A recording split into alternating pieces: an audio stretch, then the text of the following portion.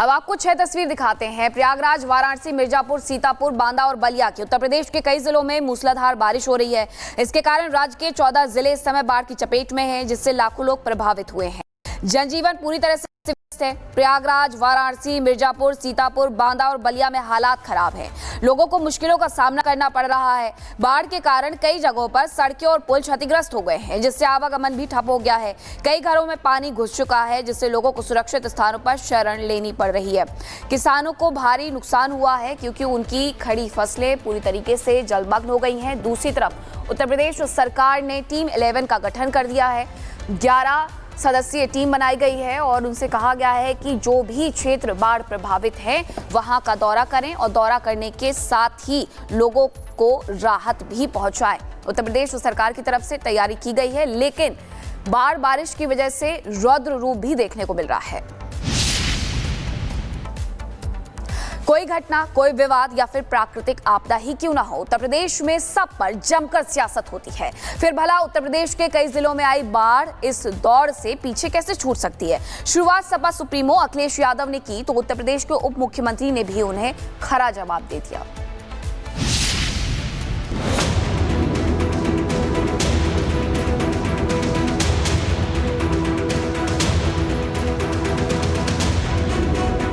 उत्तर प्रदेश के कई जिले बाढ़ की चपेट में हैं। खासकर पूर्वांचल बाढ़ बारिश से इस वक्त सबसे ज्यादा प्रभावित है।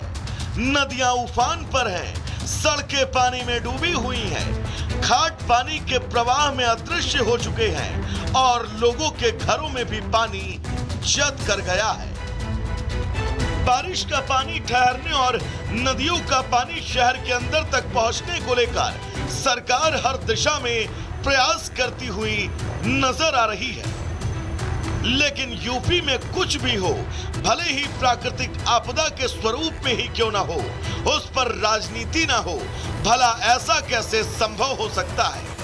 बाढ़ बारिश और इन बिगड़ते हालातों के बीच समाजवादी पार्टी के सर्वे सर्वा अखिलेश यादव एक्स पर एक के बाद एक कई पोस्ट करते हुए नजर आए और यहीं से यूपी में शुरू हो जाती है जल सियासत। जी हां, जल सियासत। अखिलेश पोस्ट करते हुए लिखते हैं कि उत्तर प्रदेश में गड्ढा मुक्ति के नाम पर अरबों का जो फंड निकलता है, वो भाजपाइयों की जेब में गड्ढे तो भर गया, लेकिन सड़कें बद से बदतर हो गई। भाजपा जाए तो सड़कें बन जाएं। सिर्फ यही नहीं, इसके कुछ ही मिनटों बाद अखिलेश ने एक और पोस्ट किया। प्रयागराज में 20,000 करोड़ खर्च करने के बाद प्रयागराज वासियों को जलभराव के सिवा और क्या मिला।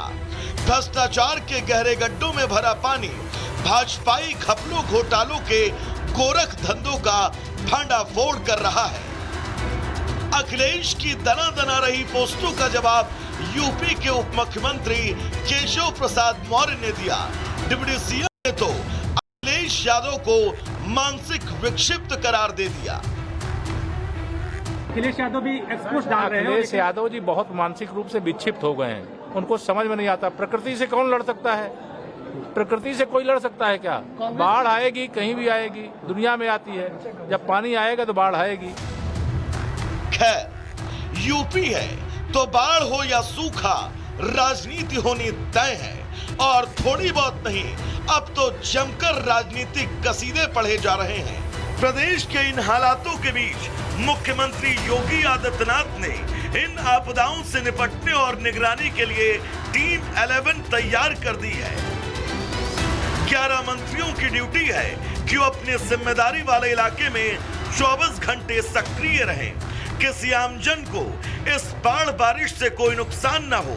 लेकिन इस राजनीति और सरकार के एक्शन के बीच सत्य है कि यूपी के कई जिलों को बाढ़ ने अपनी चपेट में ले रखा है, बाकी सब मिथ्या है।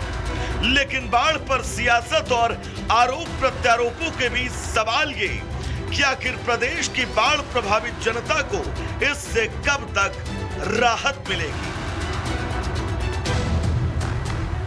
Bureau report, Republic Bharat. और उत्तर प्रदेश की इस बाढ़ पर मुख्यमंत्री योगी आदित्यनाथ एक्शन में हैं। उन्होंने लोगों की मदद के लिए टीम 11 की तैनाती कर दी गई है। ग्राउंड पर स्वतंत्र देव सिंह और इसके अलावा नंद गोपाल नंदी जैसे मंत्रियों को भेज दिया गया है।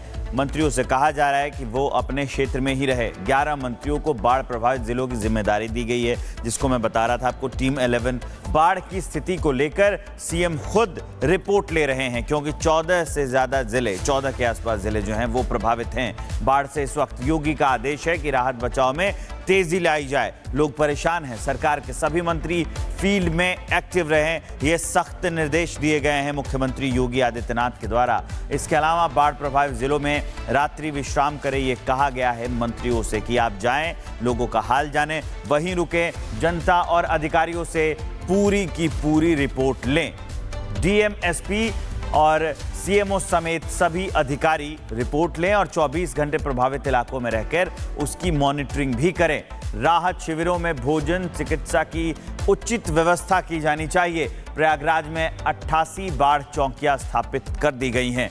19 नावों और मोटर बोट को रेस्क्यू के लिए लगा दिया गया है। एनडीआरएफ, एसडीआरएफ की एक टीम प्रयागराज में तैनात कर दी गई है। प्रयागराज में 1500 लोगों को सुरक्षित स्थानों पर पहुंचाया गया है। बगल में वाराणसी है, काशी। वाराणसी में 23 नावों को रेस्क्यू के लिए अलर्ट पर रखा गया है। वहां भी बाढ़ की स्थिति है, घाट डूब गए हैं और रिहायशी इलाकों में अब पानी आने लगा है। आगे बढ़ेंगे और आपको उत्तराखंड से एक बड़ी खबर बताएंगे। उत्तराखंड के बाजपुर में बाढ़ का कहर देखने को मिला है। लगातार बारिश के बाद नदियों में उफान है। नदियों में डूबने से, एक नदी में डूबने से 11 साल के बच्चे की मौत हो गई है। इलाके जलमग्न है, घरों में पानी घुसा है। प्रशासन राहत और बचाव के कार्य में जुटा हुआ है। तो उत्तराखंड के बाजपुर में बाढ़ का कहर देखने को मिला। यहाँ पर एक 11 साल के बच्चे की जान भी चली गई। कल सभी विभागों को एक्टिवेट कर दिया गया था और वर्तमान में भी बाढ़ का पानी उतरने लगा है। लगभग 200 परिवार के करीब, 200-250 परिवार के करीब उससे प्रभावित हुए हैं। पूर्ति विभाग को बोलकर तत्काल खाने की व्यवस्था कराई जा रही है। बना हुआ जो खाना है वो वितरित किया जाएगा संबंधित क्षेत्रों में। इसके अतिरिक्त हमारे द्वारा फूड पैकेट्स भी बनवाए जा रहे हैं कच्चे सामान के, जो कि प्रभावित परिवारों को उपलब्ध कराए जाए। अब आपको 6 तस्वीर दिखाते हैं। प्रयागराज, वाराणसी, मिर्जापुर, सीतापुर, बांदा और बलिया की उत्तर प्रदेश के कई जिलों में मूसलाधार बारिश हो रही है। इसके कारण राज्य के 14 जिले इस समय बाढ़ की चपेट में हैं, जिससे लाखों लोग प्रभावित हुए हैं। जनजीवन पूरी तरह से व्यस्त है। प्रयागराज, वाराणसी, मिर्जापुर, सीतापुर, बांदा और बलिया में हालात खराब हैं। लोगों को मुश्किलों का सामना करना पड़ रहा है। बाढ़ के कारण कई जगहों पर सड़कें और पुल क्षतिग्रस्त हो गए हैं, जिससे आवागमन भी ठप हो गया है। कई घरों में पानी घुस चुका है, जिससे लोगों को सुरक्षित स्थानों पर शरण लेनी पड़ रही है। किसानों को भारी नुकसान हुआ है, क्योंकि उनकी खड़ी फसलें पूरी तरीके से जलमग्न हो गई हैं। दूसरी तरफ उत्तर प्रदेश सरकार ने टीम 11 का गठन कर दिया है। 11 सदस्यीय टीम बनाई गई है और उनसे कहा गया है कि जो भी क्षेत्र बाढ़ प्रभावित है वहां का दौरा करें और दौरा करने के साथ ही लोगों को राहत भी पहुंचाएं। उत्तर प्रदेश सरकार की तरफ से तैयारी की गई है, लेकिन बारिश की वजह से रौद्र रूप भी देखने को मिल रहा है।